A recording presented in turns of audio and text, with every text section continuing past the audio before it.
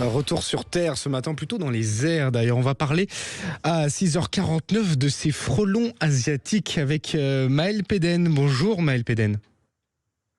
Bonjour. Merci d'être avec nous en direct ce matin sur Sud Radio. Vous êtes le directeur de la Fédération départementale des groupements de défense contre les organismes nuisibles du côté du Finistère. Ces organismes nuisibles, il y a donc ces frelons asiatiques. Une randonneuse a été tuée ce lundi dans les Côtes d'Armor. Est-ce que ces piqûres mortelles sont rares aujourd'hui, Maël Péden ?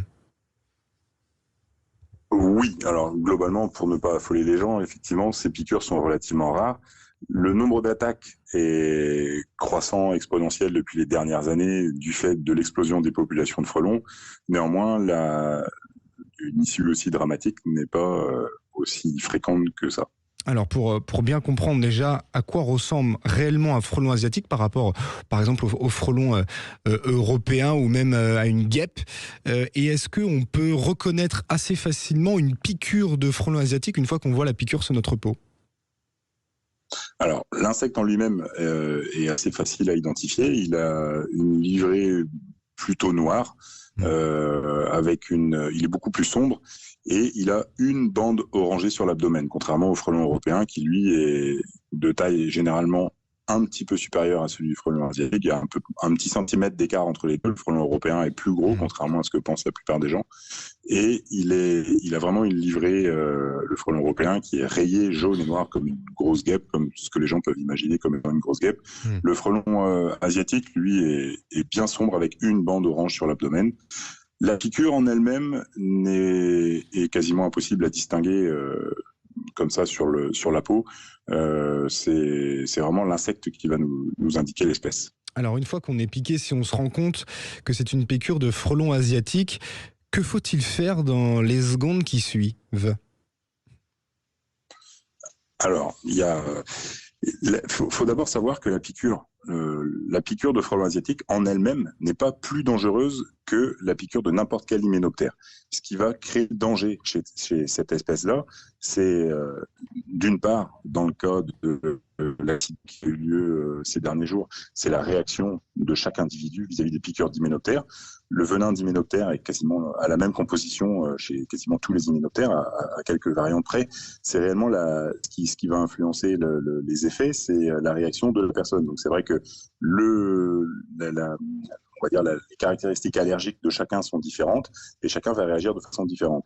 Ce qui crée le réel danger chez l'espèce frelon asiatique, c'est le type de défense, la manière que l'insecte va avoir de défendre sa colonie. C'est-à-dire que le frelon, lui, va avoir une attaque massive. Plusieurs individus, voire plusieurs dizaines d'individus vont cibler, on va dire l'intrus aux abords du nid de façon systématique et tous ensemble. C'est ce qui va vraiment créer le danger chez cette espèce-là. Est-ce que vous constatez, Maël Péden, cette recrudescence de frelons asiatiques ? J'ai l'impression quand même qu'on en parle de plus en plus chaque année. Est-ce que vraiment il y a de plus en plus de frelons asiatiques sur le continent européen et donc en France ? Alors, évidemment, depuis quelques années, on a constaté l'évolution de l'espèce. Pour la région Bretagne, notamment, les premiers individus ont été signalés au début des années 2010.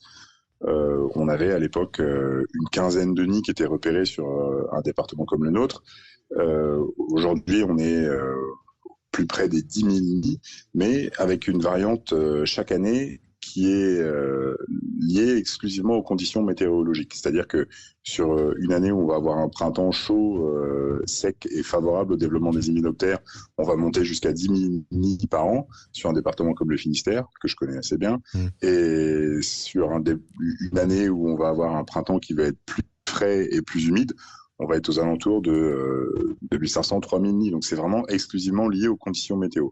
Mais la tendance globale est quand même effectivement à l'augmentation de l'espèce sur l'ensemble du continent européen depuis les 10 dernières années. Et d'un mot, au cours d'une année, vous parliez de printemps notamment, il y a j'imagine une période, un mois particulier ou une saison particulière où il faut être plus vigilant que l'autre aux alentours du printemps, donc c'est ça ?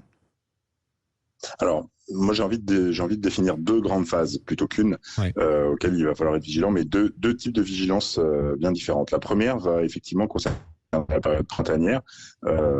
Selon les années, à partir du mois de mars, avril, on va avoir l'émergence de ce qu'on appelle le nid primaire. Donc là, c'est un stade auquel la fondatrice est seule et construit les prémices de ce qui va devenir la colonie de frelons asiatiques.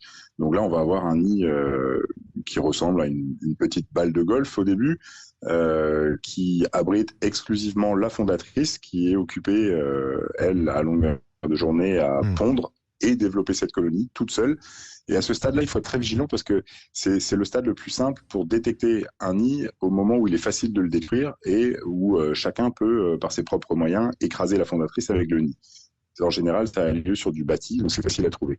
Et la deuxième phase à laquelle il va falloir être beaucoup plus vigilant, voilà, c'est réellement la phase à l'apogée de la colonie en ce moment, quand il y a beaucoup de frelons. Et là, il y a un réel danger. Il faut vraiment faire attention à ce type de nid quand on les découvre. Et ben voilà, soyons vigilants donc face à cette prolifération de frelons asiatiques. Merci infiniment, Maël Péden, d'avoir été notre invité. Je rappelle que vous êtes le directeur de la Fédération départementale des groupements de défense contre les organismes nuisibles du côté du Finistère. 6h55 sur Sud Radio. On retrouve tout de suite Jean-Jacques Bourdin.